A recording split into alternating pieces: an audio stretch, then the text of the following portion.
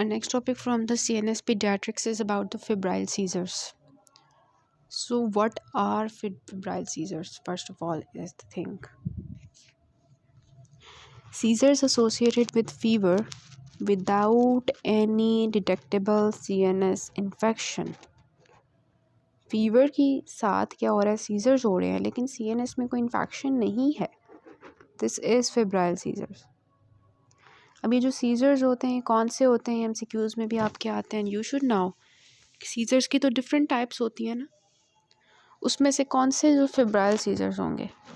Generalised tonic clonic seizures with loss of consciousness in otherwise healthy children. बिल्कुल ठीक ठाक बच्चे हैं और उनमें जनरलाइज टॉनिक क्लॉनिक सीजर्स हो रहे हैं along with fever and they have lost their consciousness. This is febrile seizure. कौन से टाइप के सीजर्स हैं? Generalised tonic clonic seizures. Okay, then is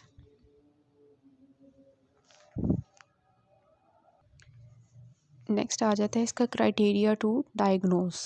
तो किस एज में फेब्राइल फिट्स होते हैं? 3 months to 5 years. 3 months to 5 years. Mostly between 6 to 18 months. 3 months to 5 years to mostly between 6 to 18 months. Fever कितना होता है? 101 बुखार होता है. कोई CNS इन्फेक्शन नहीं होना चाहिए. फिर हम कहेंगे this is febrile fit. Fever 101, 3 months to 5 years, mostly between 6 to 18 months and CNS infection नहीं होगा. ठीक है, तो this is the criteria to diagnose. उसके बाद एक्सक्लूजन टू द डायग्नोसिस. अगर पहले किसी को फेब्राइल सीजर्स की हिस्ट्री है, मतलब in the absence of fever उसको सीजर्स हुए थे और अभी उसको दोबारा से अब उसको जो है सीजर्स हो रहे हैं, तो हम ये नहीं कहेंगे कि दीज आर फेब्राइल सीजर्स. ठीक है, हिस्ट्री ऑफ फेब्राइल सीजर्स है तो नहीं कहेंगे दिस इज़ फेब्राइल सीजर. अगर CNS इन्फेक्शन है तो हम नहीं कहेंगे ये फेब्राइल सीज़र है. अगर कोई मेटाबॉलिक एबनॉर्मलिटी की वजह से सीज़र हो रहा है तो हम ये नहीं कहेंगे दिस इज़ फेब्राइल सीज़र. ठीक है, हिस्ट्री नहीं होनी चाहिए फेब्राइल सीज़र्स की, CNS इन्फेक्शन नहीं होना चाहिए, मेटाबॉलिक एबनॉर्मलिटी नहीं होनी चाहिए और फीवर विद फिट्स होने चाहिए in the absence of CNS infection. और फीवर कितना होना चाहिए? 101 होना चाहिए. एज कितनी होनी चाहिए? 3 months to 5 years के दरमियान में. ठीक है, फिर हम बात करते हैं फर्दर कि इसकी जो है एटियोलॉजी, कॉज क्या है. मोस्टली वायरल इन्फेक्शन होता है. वो मोस्टली जो है वायरल कॉज होता है इसका. अपर रेस्पिरेटरी ट्रैक्ट इन्फेक्शन बच्चों को होते रहते हैं. माँ मतलब आपको पता भी है, माएँ कहती रहती हैं गला ख़राब है, ज़ुकाम हो गया है. ठीक है, कान में इन्फेक्शन है, क्यूटोटाइटिस मीडिया, मेस्टोटाइटिस है, फ्रेंजाइटिस है, गला ख़राब. ठीक है, एडोनाइटिस, UTIs, मतलब ये सारे ना हमारे इन्फेक्शन होंगे.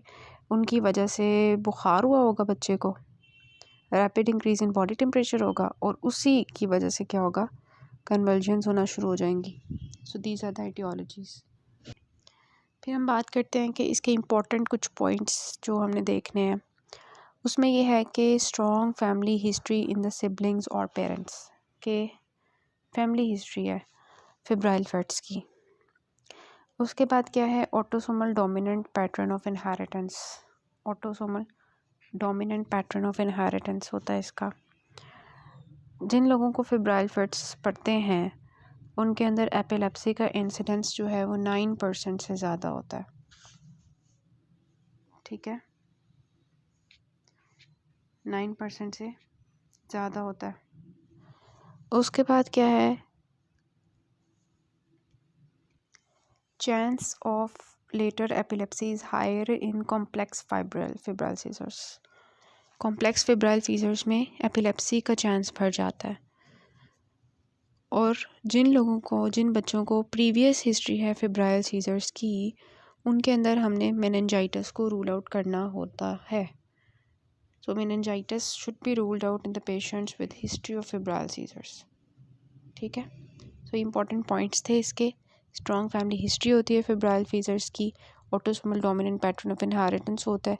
इंसिडेंस ऑफ एपिलेप्सी 9% से ज़्यादा होता है। जिन लोगों को कॉम्प्लेक्स बच्चों को फेब्राइल सीजर्स पड़ते हैं उनके अंदर बाद में एपिलेप्सी होने के चांस जो है वो बढ़ जाता है।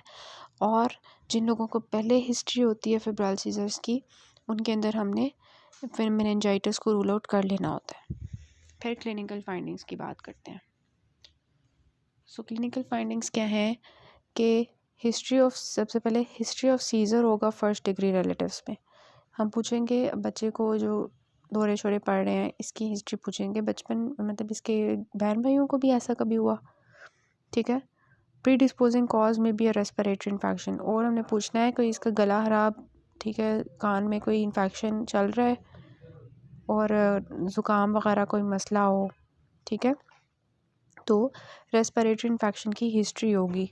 उसके बाद जो फिट्स पढ़ रहे होंगे वो कौन से टाइप के होंगे, मैंने ऑलरेडी बताया, जनरलाइज्ड टॉनिक क्लॉनिक सीजर्स हो रहे होंगे, ठीक है, जनरलाइज्ड टॉनिक क्लॉनिक सीजर्स होंगे। उसके बाद इसकी टाइप्स होती हैं। क्लिनिकल फाइंडिंग्स में हिस्ट्री आपने नोट कर लेनी है, फैमिली हिस्ट्री, रेस्पिरेटरी इन्फेक्शन की हिस्ट्री और सीजर्स कौन से टाइप के होंगे, जनरलाइज्ड टॉनिक क्लॉनिक फिट्स, ठीक है। तो एज देख लें, बिटवीन 6 मंथ्स टू 5 ईयर्स। हमारे जो सर थे ना वो हमें ऐसा याद करवाते थे 6 याद करवाने के लिए, 6 मंथ्स टू 6 ईयर्स, ठीक है। तो कॉमन कॉजेज़ हमने देख लिए हैं कौन कौन से हैं। अब इसकी जो है वो दो टाइप्स होती हैं, एक बिनाइन अटैक होता है, सिंपल अटैक, और एक कॉम्प्लेक्स होता है। बिनाइन अटैक और कॉम्प्लेक्स को हम एटिपिकल कहते हैं।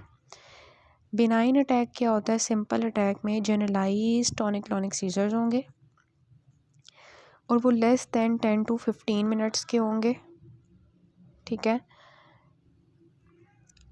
उसके बाद जो है no recurrence, no family history, ठीक है।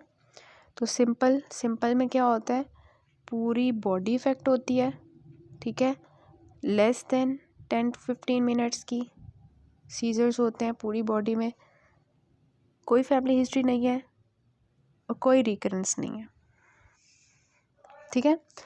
एटिपिकल कॉम्प्लेक्स अटैक जो है इसके ऑपोजिट होगा कि फोकल होगा, 10 to 15 मिनट से ज़्यादा का होगा, मल्टीपल एपिसोड्स आएंगे 24 आवर्स में, मतलब रिकरेंस हो रही होगी, फैमिली हिस्ट्री पॉजिटिव होगी और नाउन न्यूरोलॉजिकल डेफिसिट होगा, ठीक है।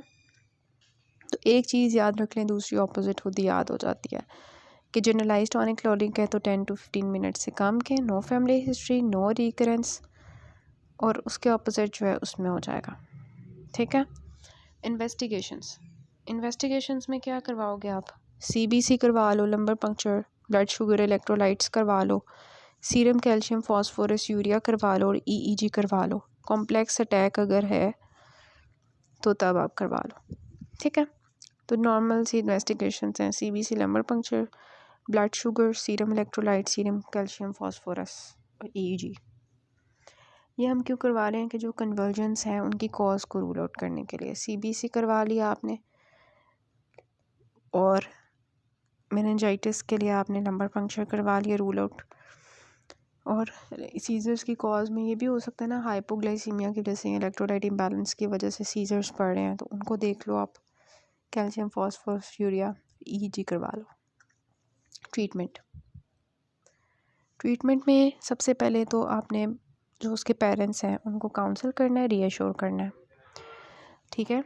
काउंसल और रीअश्योर करने के बाद आपने बच्चे को इन्वायरमेंट कैसा देना है, हवा वाला, ठीक है, soothing comfortable environment, well aerated environment. तो सबसे पहले आ गया काउंसिल द पेरेंट्स, ठीक है, उनको रीअश्योर किया। उसके बाद बच्चे को जो इन्वायरमेंट आपने दिया वो वेल एरेटेड है, ठीक है, वेल एरेटेड इन्वायरमेंट होना चाहिए। फिर बच्चे को किस पोजीशन में लेटाना है, लेफ़्ट लेटरल पोजीशन में, लेफ़्ट लेटरल पोजीशन में बच्चे को लेटा देना है टू अवॉइड द एस्पायरेशन। उसके बाद उसको बुखार हुआ है तो उसके लिए हम क्या करेंगे, टेपेड स्पॉन्जिंग करेंगे, उसका बुखार उतारने की कोशिश करेंगे। बच्चे को कुछ भी माउथ में नहीं डालना, ठीक है, और ना डालने देना है, to avoid the chance of aspiration. Remove excess clothes. उसके बाद सीज़र, एक तो हमने फेब्राइल है मतलब बुखार है उसके लिए टेपेड स्पॉन्जिंग कर ली, सीज़र्स हैं उसके लिए डायज़ेपाम फेनोबार्बिटॉन दे दिया, और बुखार के लिए क्या कर सकते हो, पैरासीटामोल दे सकते हो, और प्रोफिलैक्टिकली एंटी कन्वल्जेंट्स में क्या दोगे, डायज़ेपाम, ठीक है। So reassurance and counselling of the parents. बच्चे को इन्वायरमेंट कैसा दिया, वेल एरेटेड, उसके कपड़े एक्सेस उतार के उसको वेल एरेटेड इन्वायरमेंट में रख के उसको लेफ़्ट लेटरल पोजीशन पे लटा दिया। नथिंग बाय माउथ दिया ताकि उसको कुछ भी ना अंदर जाए और वो एस्पिरेशन ना कर ले। फीवर के लिए टेपेड स्पॉन्जिंग और पैरासीटामोल, और सीजर्स के लिए डायज़ेपाम और फेनोबार्बिटॉन और बार्बिटूरेट्स दे दिया। बार्बिटूरेट्स नहीं है, डायज़ेपाम और फेनोबार्बिटॉन दे दिया, ठीक हो गया। So this is about the febrile fits. So 3 साल का बच्चा इमरजेंसी में आया, उसको फ़ीवर है, सॉर थ्रोट है 1 दिन से, जनरलाइज टॉनिक क्लॉनिक फेट्स हैं और no post ictal neurological deficit, fully vaccinated है और फैमिली हिस्ट्री ऑफ एपिलेप्सी भी नहीं है, ठीक है। So this would be febrile fits. कैसे पता चला है, फ़ीवर सॉर थ्रोट की वजह से, मतलब वायरल सॉर थ्रोट की जैसे फ़ीवर हो गया और फिट्स पड़ना शुरू हो गए, which are generalise tonic clonic. Long term management plan में आप जो है आप क्या लिखोगे, एंटी एपिलेप्टिक थेरेपी, ठीक है। इसमें आप फ़ीवर जो है उसको कंट्रोल करोगे tepid water sponging and antipyretics like paracetamol से, और पेरेंट्स को काउंसिल करोगे about the relative risk of recurrence of febrile seizures, ठीक है, और educate how to handle a seizure acutely and give the emotional support to the parents. और seizure control कैसे करोगे वो भी मैंने आपको बता दिया था। This is all about this febrile fits.